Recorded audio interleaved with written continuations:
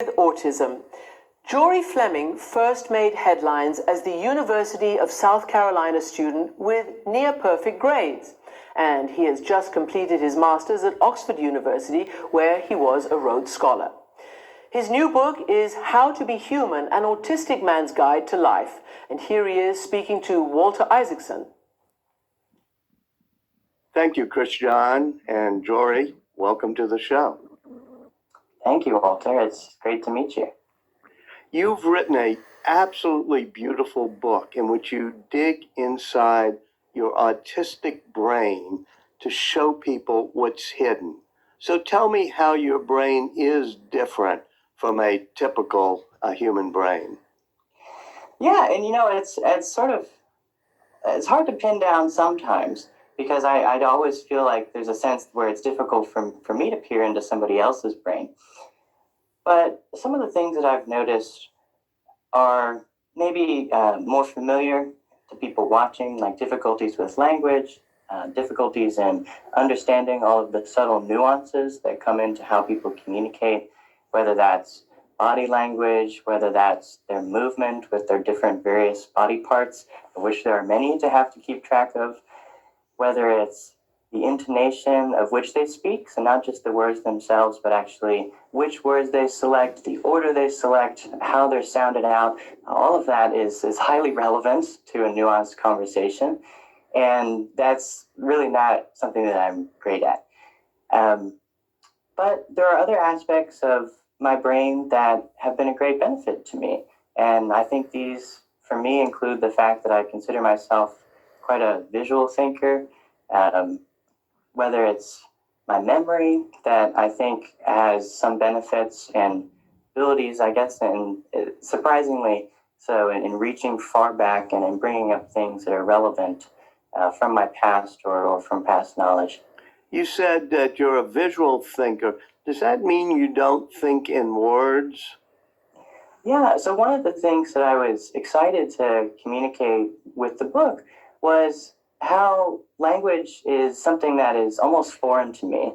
And that's because, as you were indicating with your question, I really don't have words in my brain at all. I consider them really linear, and my brain is, just not very linear. It's just wired differently, I suppose. So I definitely don't have any words at all or language at all in my brain.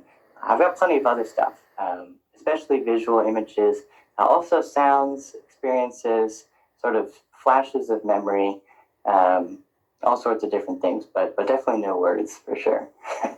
Early on in your childhood, you were very troubled in terms of not being able to speak and having emotions that were hard to control. Tell me how your mother helped move you down the path where eventually you go to college, win a Rhodes Scholarship, go to Worcester College, Oxford, and do all these amazing things. Yeah. My mother has played a crucial role in my life. She's been my carer, my teacher, and many other things. And I think what my relationship with my mother has made me think on is the fact that in many ways, I'm the product of many people caring for me and helping me. And when I was younger, I was homeschooled, and I was able to learn in an environment that had less of those stimuli that often impair my ability and cause great sort of depletion of energy. Some people might call that stress. I don't know what you would call it exactly. But, even for this interview, I'm turning the fluorescent lights on in my office, and I can hear them, and it's horrendous. But I have the capacity to do that in part because I'm excited to have a chance to speak with you.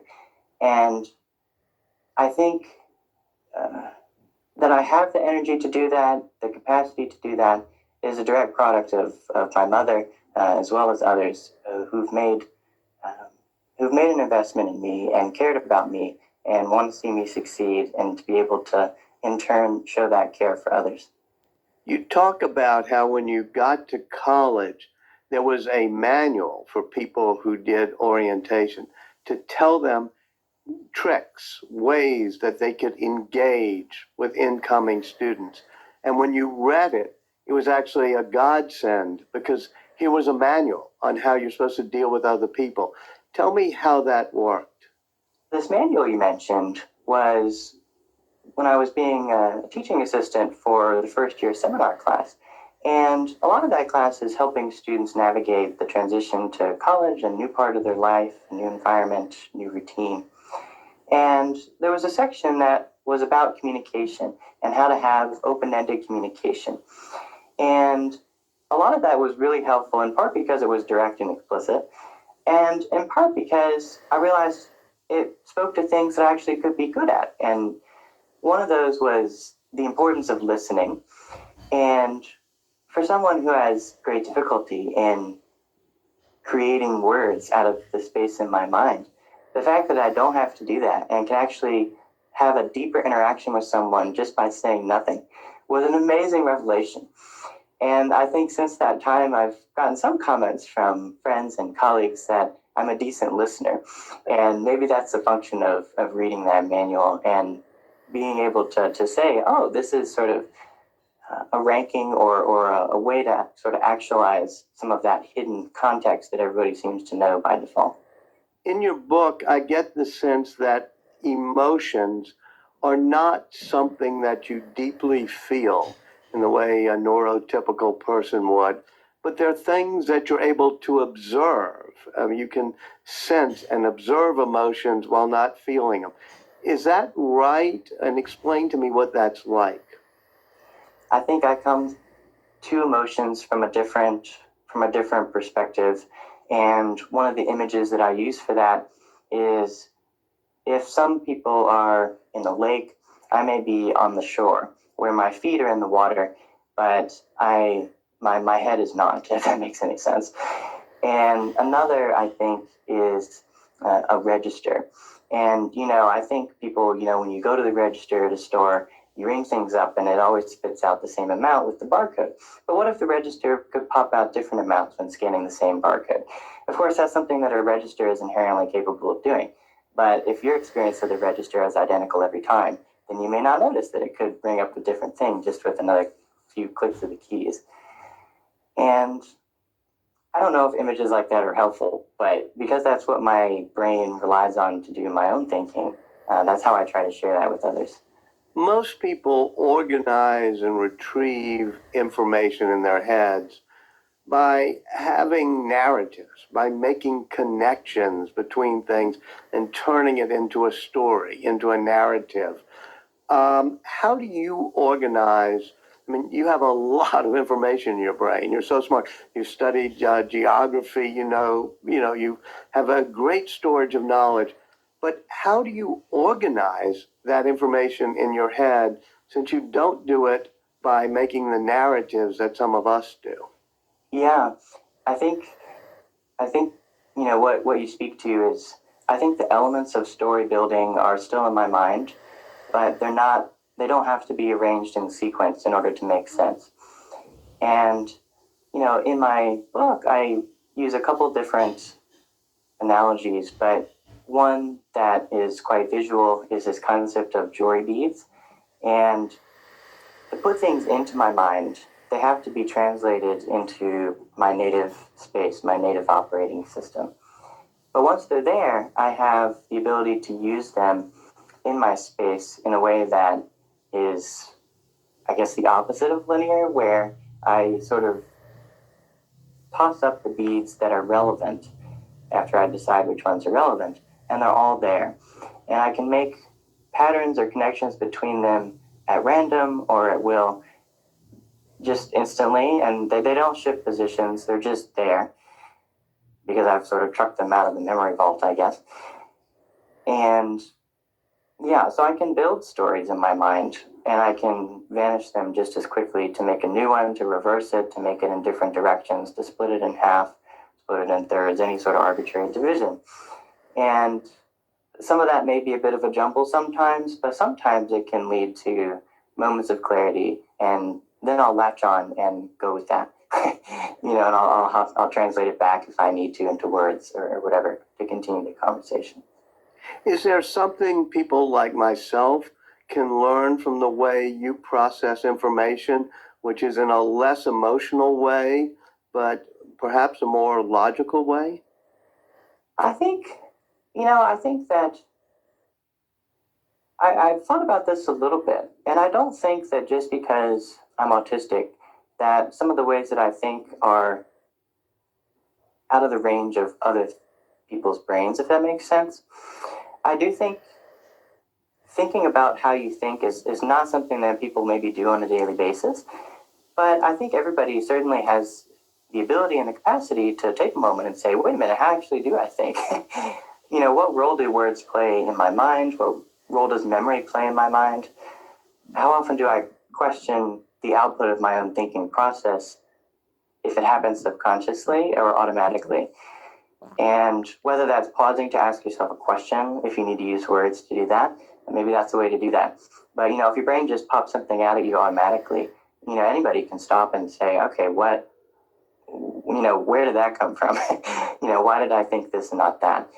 One of the breathtakingly beautiful things about this book is how self-aware you teach yourself to be. You understand how your brain is working. And one of the things I think it could do for other readers is that even those who are typical brain function, they could become more self-aware and say, how do I think? How do I form conclusions? How do I create emotions? What tips do you think your book gives to those of us who want to become more self-aware? I think you need the desire to see the future in different paths, to imagine your relationship to others in a new way. I think that at the end of the day, recognizing that everybody is unique and everybody has a story to share with others, and the value of another person is something that is so tremendous and is almost hard to fathom when you realize that the people you pass on the street, they're all reservoirs of value that are equal yet distinct from each other reservoir that's passing you down the street, where, huge percent water and the remaining bit is just a tremendous amount of value that's just sort of crumped into that remaining, percentage. I've written a book recently on genetic editing, and I actually quote you in the book because one of the questions that arises is, if we ever get the ability to edit human genes so that we could eliminate conditions such as autism, is that something we should do? What's your opinion? Yeah, I recently read your book, and I don't know, I didn't realize that I was going to be in it. So that was somewhat of a surprise, but I think that, I'm a very visual thinker, and so there's many times in your book that you speak about people trying to navigate a path forward. But, if I'm on a boat with somebody else and they come up to me and they look me in the eye and say, I found a path forward, and then they push me off the boat, I'm not a fan of that, I guess. And what saddens me about it is less so the fact that I drown, but more so the fact that the person, whether it's singular or plural, who decided that didn't see me as fully human. And, there's many complexities in the book, but I think that, and you speak to the importance of conversations, but I really think that in order to have these conversations, in order to move forward in any meaningful way, you have to recognize the participants in that conversation. as fully human. And so you think that the human species is better off, and that if you had the choice to make again, your life is as valuable having autism as part of it. Yeah, I see value in myself, and I hope others see value in me. And I can't control how other people see me, but I can share my life, my experiences, and live life, To be a human in the world is something that is tremendously valuable. It's something that I'm grateful to have the chance to do, whether my life is long or short, whether the number of people that I meet is small or large, whether my influence on the world is lasting or temporary. Both can be positive, and I want to make it positive, and I'm going to try to make it positive. I don't know what that means in these sort of large questions that are brought about by the science of editing genes, but yeah, I guess at the end of the day, I'm one person, and I'm going to try to enter that space with the experiences and the knowledge that I have in a way that benefits others. Jory Fleming, thank you so much for writing this book, and thank you for being with us today. Thank you, Walter.